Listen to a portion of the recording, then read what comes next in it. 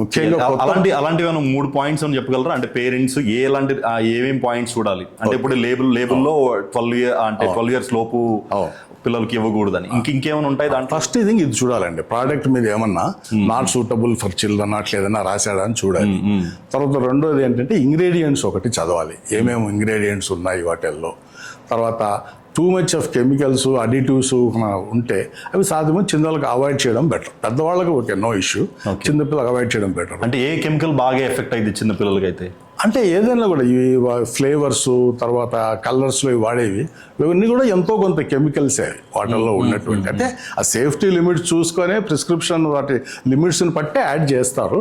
ముఖ్యంగా మీరు చిన్నపిల్లలకి అడిగారు కాబట్టి అడిటివ్స్ ఎంత తక్కువ ఉన్న ప్రోడక్ట్ తీసుకుంటే అంత బెటరు. అదొకటి.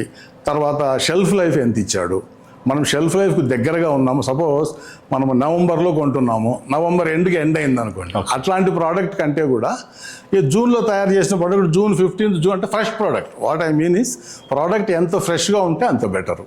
ఓకే, అదొకటి. తర్వాత న్యూట్రిషన్ ఫ్యాక్ట్స్లో ఎంత క్యాలరీస్ వస్తున్నాయి ఈ ఇన్ఫర్మేషన్ ఉంటుంది, ఇవి చూసుకొని కొనుక్కోవడం బెటర్.